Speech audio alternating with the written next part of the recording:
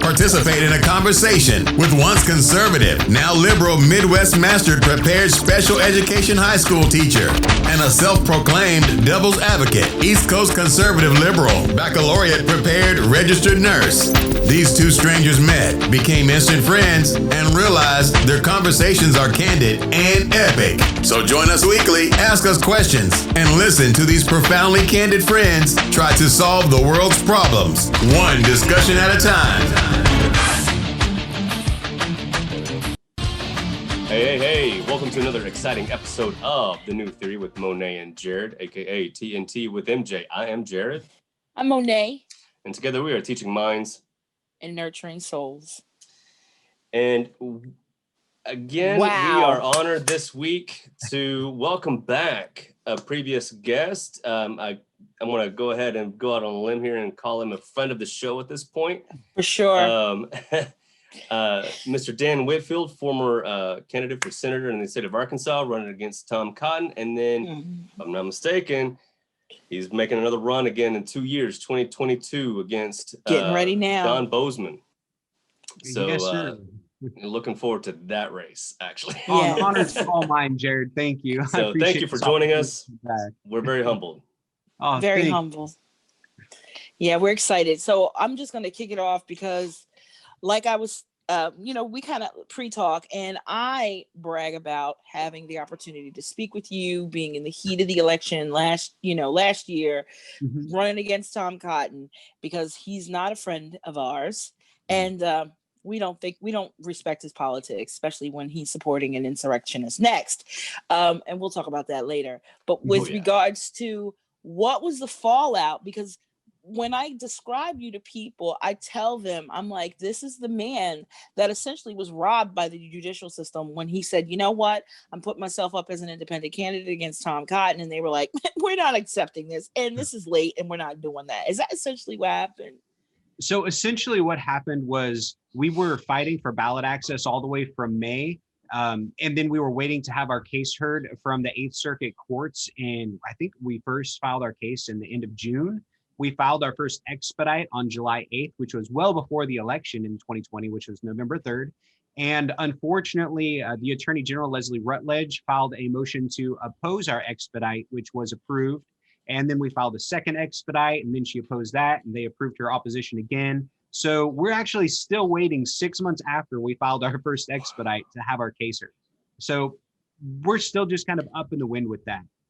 Now, I'm not really sure if they're going to throw our case out as moot once it actually does get scheduled and put in front of a judge, since the election's already over, or if they will actually hold our case, at least give us our day in court, and then allow us to set precedent for independence in the future. That way they don't have to worry about getting those 10,000 verified signatures in a fixed 90-day window, since the Libertarian Party and Greens have basically whatever 90-day window they so choose. Mm-hmm. Yes. Okay. So how would that affect anything one way or the other for your run in 2022? It won't. Actually, I'm going to be running as a progressive Democrat. So I won't have to worry about getting 10,000 signatures. I'll have the party backing behind me. I just have to pay the $12,000 filing fee, which we still have on hand from our last election. Yeah! Nice. Donate. So yeah, we're good to go. Yay, Dan! Oh, I'm so excited. Yeah. We're so excited. Hey, we got to get voters out. We got to get voters educated. Hold on. You said something, Dan. You were like, Attorney General who? Is that an election? Leslie Rutledge. Yeah. Rutledge. Yeah. When is that election for that Attorney General? Oh, hers is 2022. It's actually even worse than that. Unfortunately, she's running for governor. She is running against Sarah Huckabee Sanders in the Republican primary for governor in 2022. And the current Lieutenant Governor, Tim Griffin, will be running for Attorney General in her place. Wow. Yeah. Yeah, we got to. Jason Rappert, if you know who he is running for Lieutenant Governor. Oh, my gosh. So here's the deal. When it comes to Arkansas, we need to talk to our our fellow. My brother lives there. Anyway, and a lot of my friends. We need to talk to the fellow Arkansas what do you call yourselves? Arkansans. Arkansans. What do you call yourselves? I love it. Sorry. What do you call yourself? I don't know what you call yourself. Whatever. Yes. We have to find people for these positions to run, support, and so that our national agenda is pushed. You know, quality for people. Good. I mean, like, what is your campaign? What is your campaign slogan? Like, what are you fighting for? What's your platform? So there you go. basically, I'm fighting to give Arkansans a voice. My platform involves direct democracy, allowing my constituents to create bills, and I will submit 12 constituent created bills per year into Congress to actually give Arkansans a direct hand in the legislative process, which I think is a really great idea. And I'm surprised not more of our legislators and representatives are doing that for us, because a lot of people have great ideas on bills that can help improve not only their own families, but our entire communities. And these bills just aren't being heard. So that's one thing that I really want to do that sets me apart.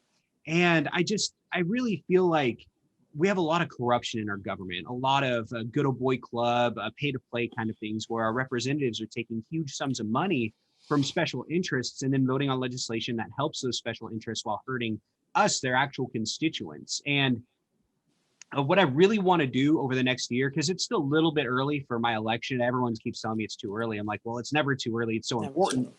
So I'll be spending the next year helping to find candidates to run as Democrats for these different positions around our state, because our state has been taken over by the GOP to the point where we have, I think they just passed through the Senate Judiciary Committee an anti-abortion bill where abortions will not be allowed unless it is threatening the mother's life.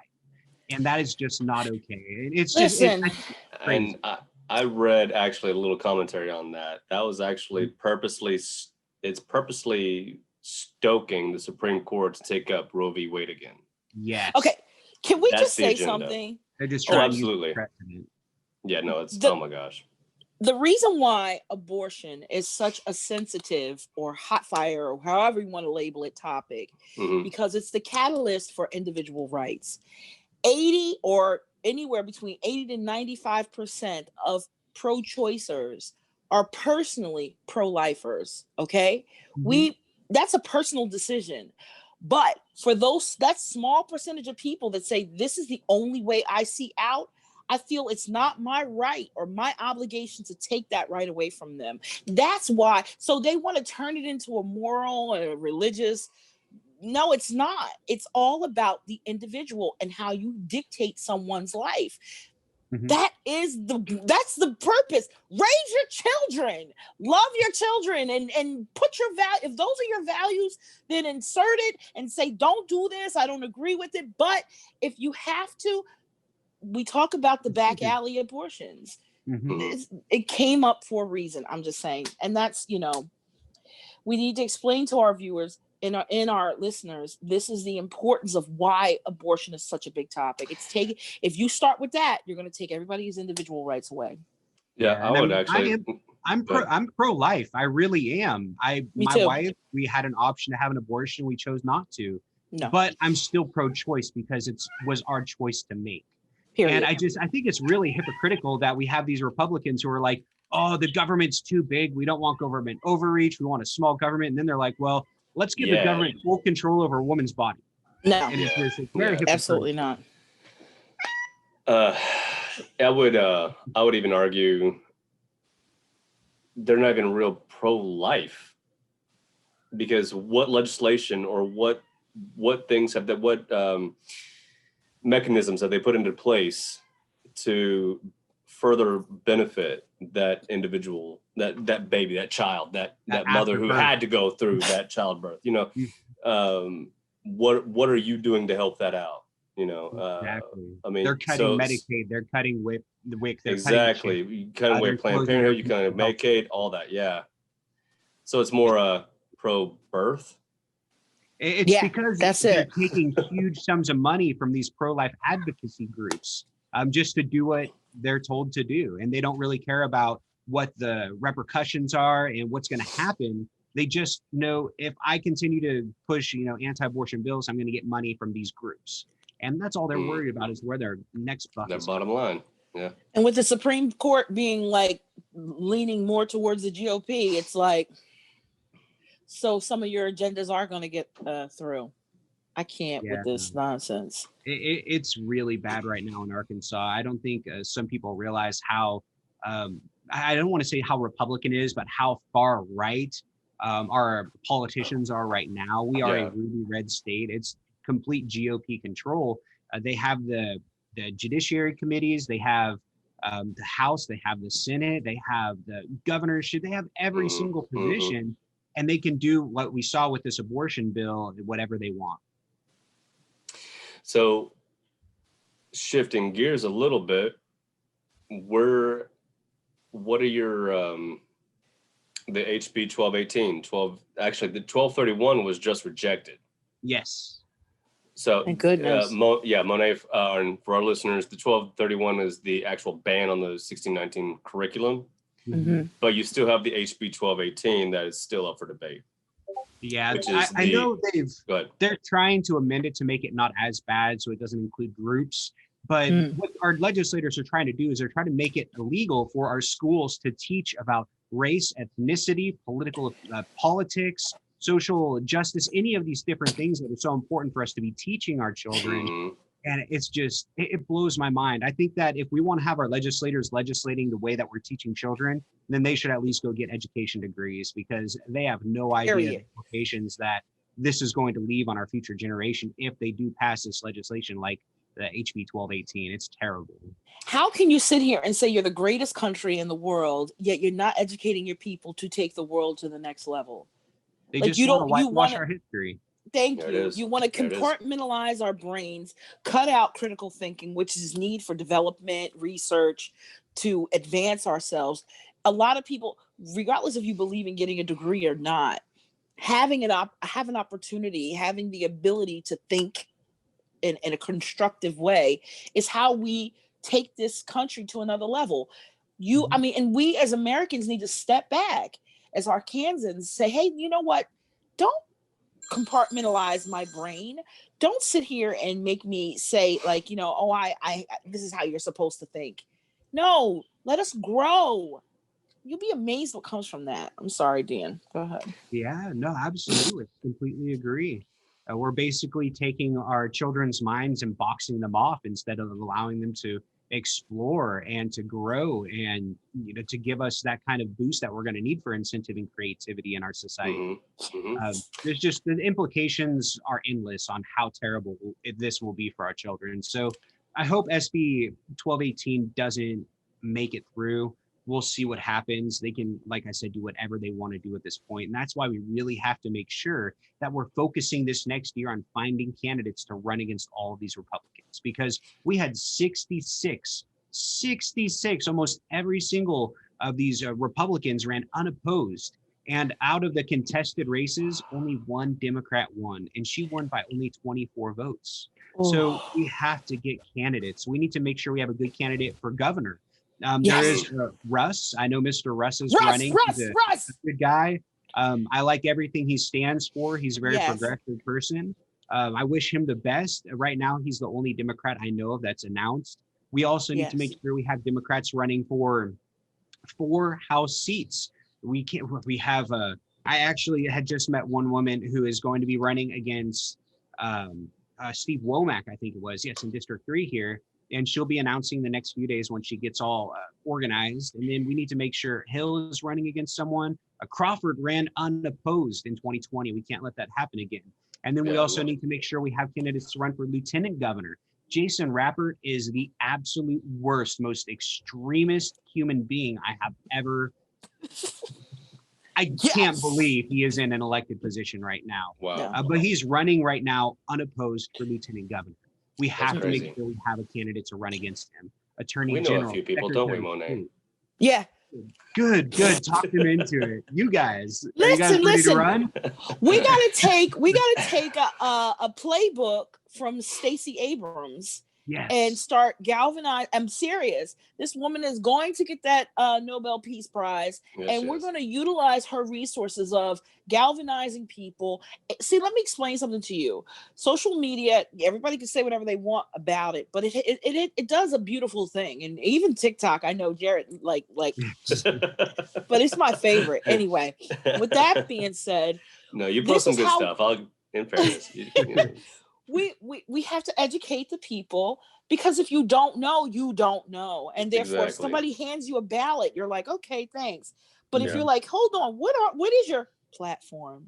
What is your stance? How are you gonna, if I'm gonna put you in this position, essentially, how are you gonna take care of us? Yeah. How are you gonna take care of all of us so that we can all live, we can walk into our homes, have running water, electricity, and food in our refrigerator, and good shelter, so that, you know, we don't feel uncomfortable. Look, I love people, and Arkansas. First of all, I'm sucked into all these little political. I know about Russ. I'm on his campaign trail, on his private group on Facebook. I'm against Sarah Huckabee, a private group in Arkansas. I almost threw up the okay, man. I was like, sorry, my bad. Thumbs up. So look, I'm all in the Midwest, and I'm like, yes, the South Midwest, yes, let's fight for our country. Let's fight for our Americans. I'm all about it. So Dan, what's your plan for the summer? So, well, hopefully I can get my COVID vaccine here soon. I should be able to start, be able to qualify to get it in April. I'm not high risk or anything like that, and I'm younger, so I have to wait. So we're just going to continue quarantining until then. And once I have my vaccine, I'm really going to get out there and start traveling to all these different county party meetings and trying to find candidates to run. We've got to make sure we're organized, because the DPA, their big problem here is they're not very organized. So we need to get all these separate parties connected together, find candidates, make sure we have candidates against every single one of these 66 unopposed Republicans, as well as all of the higher positions like the Secretary of State, because John Thurston obviously, the Secretary of State, John Thurston, used his authority to remove ballot initiatives that had the proper amount of signatures from our ballot in 2020. And those include ranked choice voting. It includes, let's see, the other part that he removed was to have an independent panel for redistricting, where we would have 3 Republicans, 3 Democrats, and 3 independents to do our redistricting this year. He pulled that off of our ballot and didn't even give us the opportunity to vote on it. And because of that, the GOP is now overseeing our redistricting, and the head of the redistricting board is Senator Jason Rappert. Jason Rappert is redistricting Arkansas right now. That is so unconstitutional. Oh my gosh. It's insane. So we have to have someone run against John Thurston.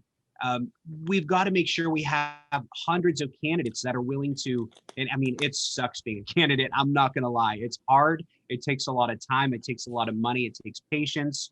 It's stressful, but we've got to find people who are just willing to do it, because we need to take our state back. We just have to do it. Otherwise, we're going to see things like the Stand Your Ground bill pass. We're going to see things like anti-abortion, limiting restrictions on education. We're going to see these problems. And that's really what I want to focus on this upcoming summer and throughout this year, is I want to find candidates to run, and I want to do what I can to help them move through the beginning stages of building a campaign, because that's what I found as an independent was the hardest part of beginning a campaign with no help is you have to figure everything out. So I've already gone through those learning phases, and I want to help other people just run right through those and get to the campaign trail. Right on. Yes. That's hey, listen, that's awesome. I think that what you just gave us was a wealth of information, and your level of knowledge with regards to this process is so like, oh my God, it's worth $1 million or more. But my next question to you is, oh darn, I forgot.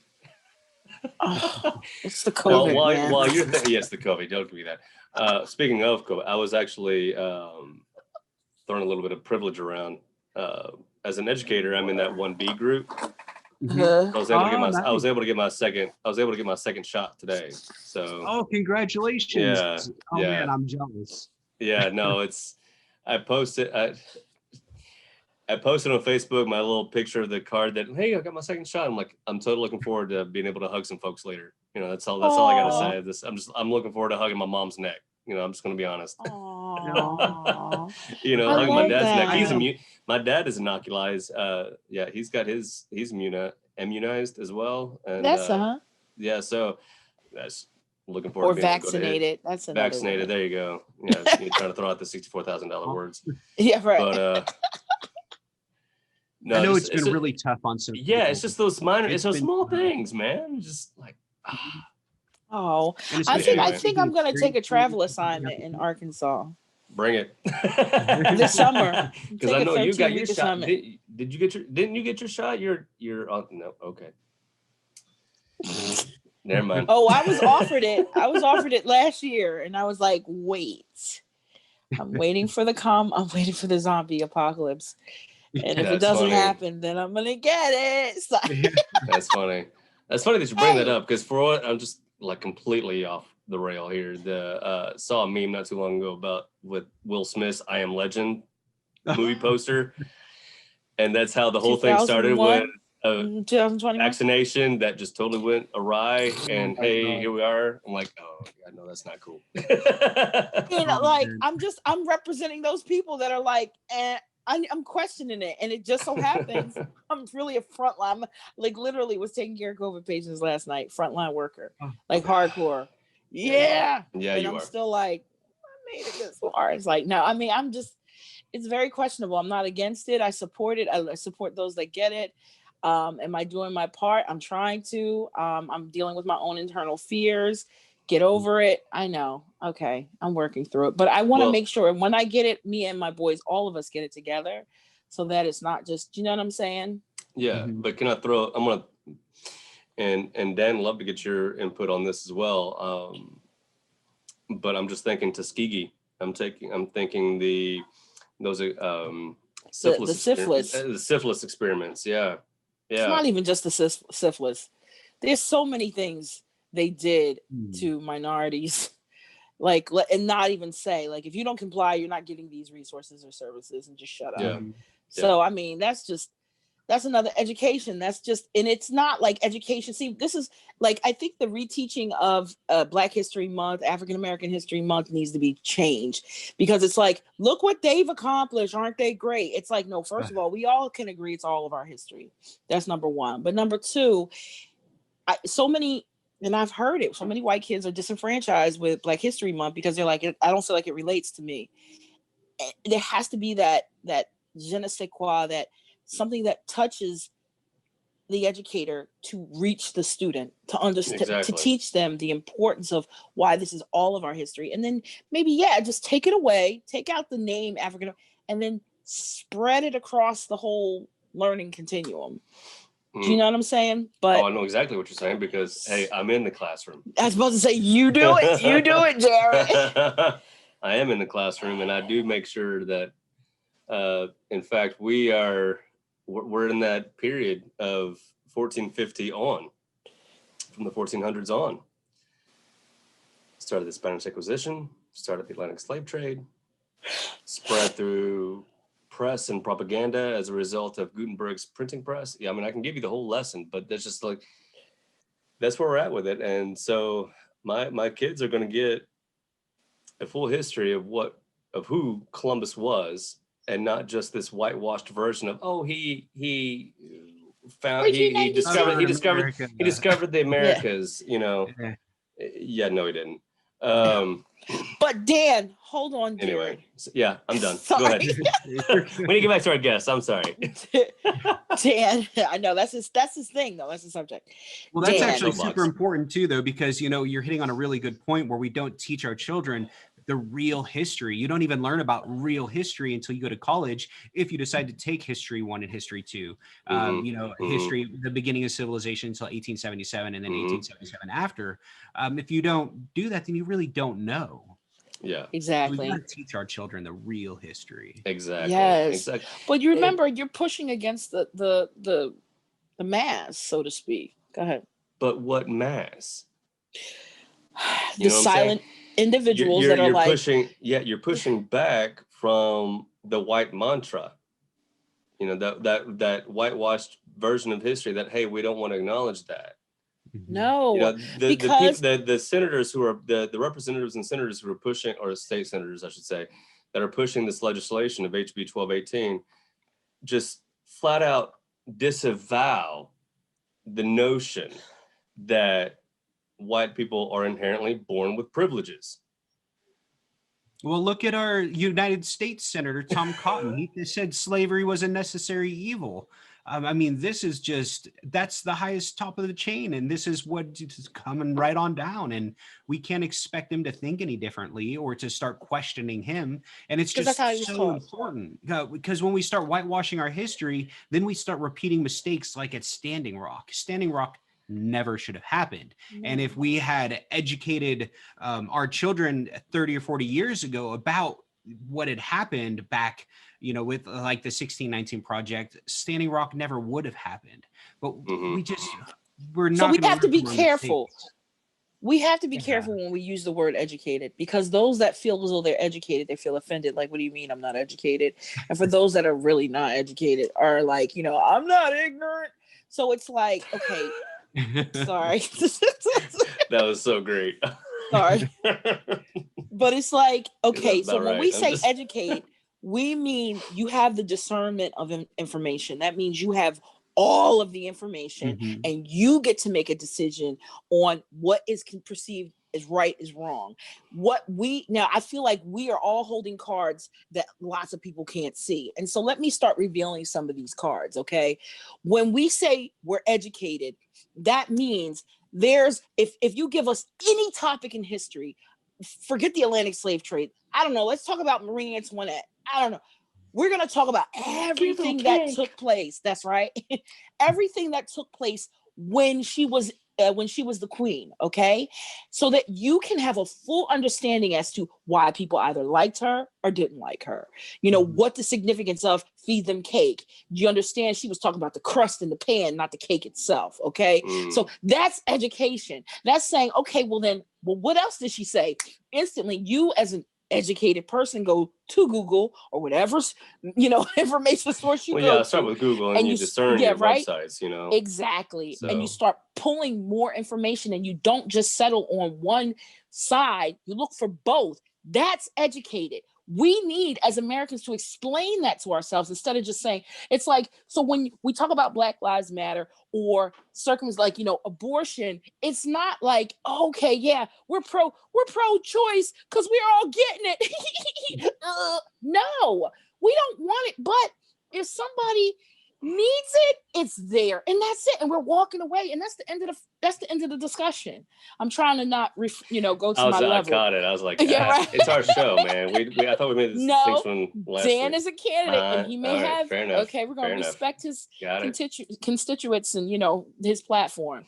So and keep it classy right now. Yeah. But trust me, Dan. After this, we going in. Yeah. But with that being said. And this is what gets us hyped, right, Jared? We were talking about this earlier. Yeah. Bringing it now. Here's when we talk about education. What's currently happening right now at the Capitol? Yeah. This hearing. There's two people sitting here right now. You're the moderator, okay, Dan? Jared is like, oh my God, Monet, like, here, let me get the cell phone out. Guess what? Did you see it? You got to see the show on video. And I'm like, So he's like, sis, what's up? Why are you not responding? I said, I don't want to take Santa Claus away from you. Okay. Because we as educated people can look at the videos and say, done. Okay. Day, night. It's easy. Okay. It's nothing difficult about this. The man said, Hitler said, I don't like the Jews and I'm going to use the military to kill them. Did he touch them? No, but he incited it. Charles Manson said, you know what, we're going to New World Order and we have this cult and we're going to do this. Did he do anything? Not one, but he incited. We have a man on video telling them to go to the Capitol and do XYZ and take back their country. What planet do you have to be on to say that You That know was a what? control. He's wrong. He's not. In my soul, because of 400 years of ancestral pride that lives inside of me, says he's going to get acquitted. Jared's like, I don't know, Monet, it's pretty damning. I said, honey, now you're my brother. You're going to watch this with two eyes, and you're going to see it. What this country really does. And I'd be damn, I pray to God they prove me wrong. But in my soul and the lineage I have behind me, I don't think so. Yeah. Because money wins everything in this country, not people. I love our people. I love every color. Forget Native American. Let's run it down. Asian, Hispanic, white. All of it. When we say white, I'm going to say Irish, Italian, Polish. Have I eaten all these food? Have I sat at these table with these people? Very happy. I mean, I'm healthy for a reason. So yes, I'm eating it and loving it. And their pride, there's so much pride in that. The dance, the music. Yes, I love our country because I get to do this. If I want to eat Indian food, I'll sit. And when I mean India, I mean, not Native American. No, gotcha. Okay. No, we understand that. When you say Indian, you actually mean Indian. I mean Indian. Cambodian, I can sit down. I can sit down with these people and enjoy this in this country. But guess what? This country is not, the powers that be, the powers that are in position are not respecting us. And not respecting our variety. When I see somebody in pain, I don't care what they are, maybe because I'm a nurse, I'm here to take care of you. Our country is in pain right now. And if this man gets off, you're proving to the world it's a hype, okey doke lie. It's just really hard because even like during the impeachment trial, they're showing videos like of the actual insurrection taking place, videos of Trump inciting these people to be there and to commit this seditious crime. And then at the same time, you have GOP senators who can't even watch it. They'll just turn their heads. Yeah, or because they know, and they're going to vote to acquit. Newspaper, yeah. Oh man, yeah. It's just terrible. And I think, honestly, in my opinion, those senators who are refusing to actually listen to the evidence, to see what is there in front of their faces and still vote to acquit a guilty man just because of his party affiliation, that is another seditious crime. And because of the Article 14 or Section 14, Article 3 of the United States Constitution, those senators should no longer be able to hold an office in our country. No, absolutely. Because Holly, Jordan, those are the two that I can think of off the top of my head, but I know that there are at least 3 or 4 others. Dare I say even MTJ or MTJ, Marjorie Taylor Greene. That's where I was going with that. That mess. Anyway, that mess. Well, because I posited last week that she was the Republican plant to counter the ultimate leftist view of AOC. So hence MTG. Yeah. Okay. Yeah, anyway, that was me trying to. That's good. I tried. Anyway, smart. He's smart. He got it. That's right, Daddy. You tell him, honey. But those guys, but there's evidence. There's video of those guys, of those individuals giving tours Goodbye. of the Capitol to their Jennifer constituency. Whatever. Yeah. Whatever. They knew were exactly what they were doing 1 week before the insurrection took place. Yeah, the people the day who were before arrested even. Because of it. I mean, there's no question. And then these people, these representatives, these politicians are still out there going to the Capitol building that was already assaulted, and there's no repercussions for these crimes. And they're sitting as jurors on the very trial that started that shit. I have a question. What happened during the Civil War when the Confederates lost? What happened in the House, in the Capitol? What did the government do to them? They kicked out every single Southern, all the Southern legislators lost their seats. All of them. All of them. What are we doing? I believe so the precedent in this country. had been set. That's crazy. So we'll see. Hopefully there's last I heard, I was sharing with Monet this morning, Dan, that speculation of 10 Republican senators voting So based on that number, I'm like, you just need 7. Can They need McConnell a whip a blind few? vote Can is what they McConnell need. whip a few into to get that vote? Assuming that McConnell votes to convict. You know, Go ahead. just What were you gonna say, Dan? sorry. No, I was going to say they need a blind vote is what they need, because a lot Yeah. of these Republicans, Absolutely. they're scared about, their peer pressure from their colleagues. They're also scared about death threats from their constituents. There's a lot of different things happening that we also need to consider when one of these Republicans might vote to acquit. Maybe they don't want to, but they just have to publicly for public Out of reasons. fear, yeah. For political So reasons. Yeah. political reasons, and we need to make sure that they have that kind of protection. And I'm a lot more confident that they would vote to convict him for his crimes if they had that blind vote. See, I would you know agree with what? that. So let me When ask you this then. Go Do you ahead. happen to know if as the majority majority leader of the Senate, if Schumer would be able to propose that? Do you know if that's something that he'd be able to do? Because I've heard not people looked. I didn't even talking about consider it it. until you just said something about it. So I've read about it in articles. I've heard people talking about it on social media. I'm not sure with the legality of it, but I'm pretty sure they can do whatever they want to do as long as Chuck Schumer would bring it up. right on. Okay. So there's a glimmer of hope there, Hopefully. Monet. Well, the thing is, I know. I know. when you watch the video, imagine if you didn't, Dan, in your house, you built your house, okay? You built that house you live in, and you leave, and me and Jared come, and we just tear it up. We don't have any regard for that house. It means nothing to us. How would you feel if we tore your house up? I'd feel terrible. Of course. And like I said, I point out the fact that my last name is Washington. My maiden name is Washington. I was born with this last name. Yes, my ancestors really did come. My father, my grandmother came from the Maryland, Virginia area. That, and it never, okay, you think this whole 2020, I have pictures on Facebook of going to Ellis Island. I have pictures from childhood going to Williamsburg, Virginia, and loving the foundation and the ideology, the understanding of this country and the diplomacy. Okay. Even being dyslexic and not knowing how to read, I did discern right and wrong. Okay. And for me, this country means, yes, and I'm putting it out there. It means more to me. Go.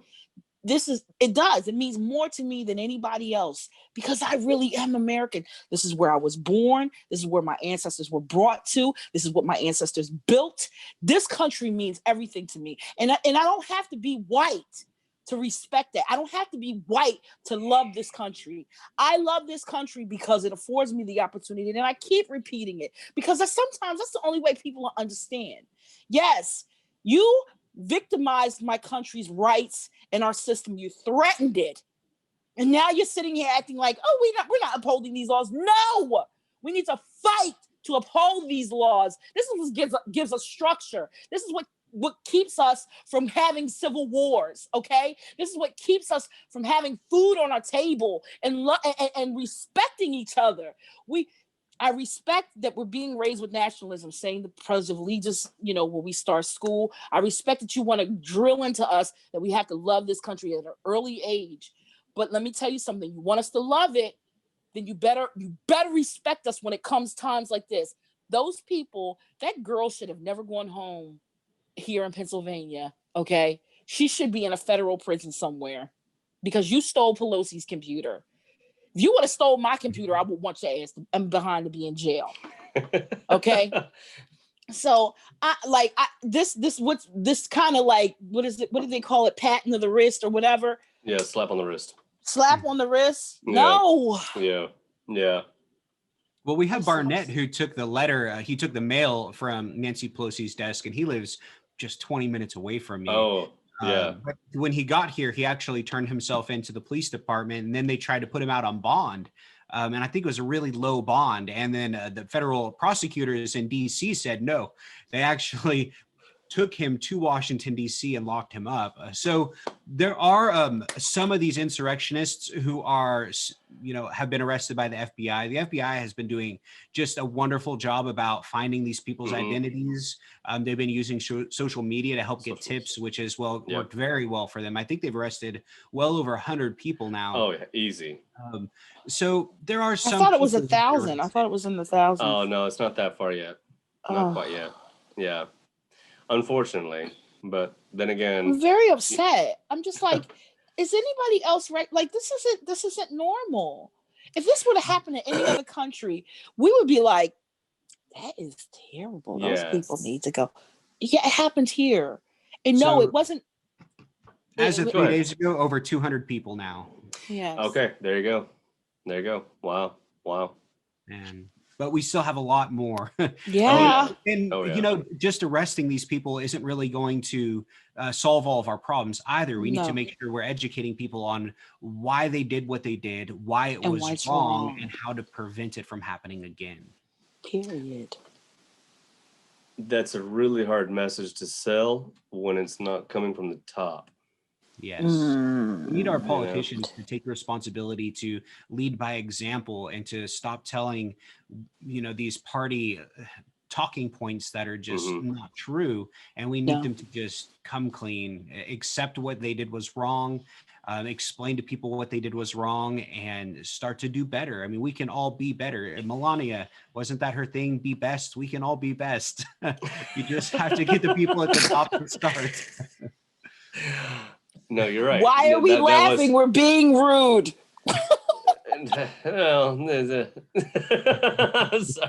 You supported this. This come from the same woman who's like, why do we care about the Christmas decoration? Or why do we care about the children? Why do we care about the blank? I don't really care. Whatever. Yeah, whatever.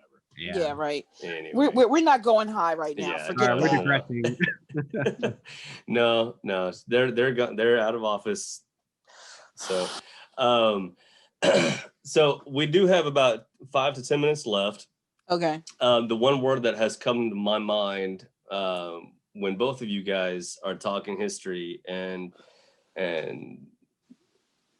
even the whitewashed history versus the actual history. There you go. The word that kept coming to mind is indoctrination. Indoctrination. Can I say it? Indoctrination. Thank you. You got it. Because it's both. I don't even want to say both because I hate categorizing that, because history is history. It is what it is. You can't argue against it. Whether you choose to acknowledge it or not, it is what it is. It happened. That's right. Exactly. And so in my head, there is no this side and that side. But going, let's say the actual, let's say the fairly educated, the actually educated, the ones who are actually going to purposely continue to grow and educate themselves, that'd be us. Always. Versus those who say they are educated, but they don't want to acknowledge that. It's still both are able to see each other as indoctrinating our children, our students. You know what I find? That's what came to mind the whole time. I'm like, I mean, I'm going to tell a quick little story. When I was in Missouri, I was doing an assignment at Liberty Hospital. And this is like right at the height of COVID, and the nurses got really close together. Most of these nurses are very like hardcore Trump supporters, believe in the GOP, believe in the fundamental, rights of that party, the beliefs and values of that party. But what I found, being the natural epidemiologist or researcher that I am, I find that those particular women were very comfortable with saying, I don't know. That's just too far. That's too much for me. It was almost like accepting the lack of knowledge and then saying, I'm okay with it because it's above my pay grade or it's above my threshold. Whereas working with liberal women, they're like, I don't know, but I want to. Okay. There you feel go. me? Yeah. So it's like, how do we as Americans, I don't like that. Like, you have to understand, being dyslexic and really not knowing and not even learning how to know, just know, like, I don't know a lot of stuff and I'm kind of scared, but I know I got to figure it out, and it's going to be hard, but I got to push myself, and I don't understand. I look at them and I'm like, you're choosing to not know and you don't Right. want to, because then that makes you responsible for your decisions and outcome, because then you have to get off your soapbox. I mean, get off your ass and do something. I'm sorry, Dan, I dropped. You're good. I didn't drop. That's you. F-bomb, That's though. you That's being really good. mild. Come on now. Yeah, right. I was about to say, no MF is here. All right. Anyway, not this episode. not this episode. But it's like we have to retrain, we have to re-educate, we have to direct, we have to uplift women, white women, and some Black women and Asian women and everybody else that feel like it's I can't. Don't do that. We need to cut that out. Okay. You may not say I don't want to. Okay. I don't feel like it. And then ask yourself why. Is it because it's going to require some energy? I mean, I can understand. Not every day we're walking through that Black Lives Matters, like we're not wearing that t-shirt every day. You feel me? We're not, I'm not believe it or not, I'm not. All right, maybe today. No, so I want for the second time on that. I hate to cut you. I hate to cut you off. But for the second time, Dan, I wanted to throw it out to give you opportunity to speak on throw any last comments in or any other thing that you want to promote while we have you here. Yeah, we want to talk about Dan Whitfield. Yeah, for sure. So I am running as a Democrat. I still do believe that our representatives should represent their constituents and not a political party. I'm running as a Democrat because my platform most closely aligns with the Democratic platform. I support things like Medicare for all, eliminating student debt, the federal decriminalization of cannabis, and nationally expunging cannabis convictions. I believe in lowering costs for four-year education degrees, tuition-free two-year colleges, trade schools. Wow. I'm still a very progressive candidate. So don't let the fact that I'm running as a Democrat scare you. I mean, I was a registered Republican for most of my life up until 2016. This is the party that closely aligns with me. And if we're going to start to make it easier for independents who don't have to answer the parties to get elected into these positions, then we're going to have to make sure that we run under one of the two parties, a Republican or Democrat, so we can get legislation like ranked choice of voting, easing ballot access, and things like that passed to make it more viable for third-party candidates in the future. So I do still answer to my constituents and not a political party. I do want to make that clear. But you can check out all of my stuff. I know we've been talking a lot about sedition. I did a little bit of research and I made it really easy for everyone to find out a lot of the information about sedition. If you go to danwhitcongress.us/sedition, I actually have listed on there all of the attorney generals who took part in drafting the seditious bill. I think it was Texas versus Pennsylvania.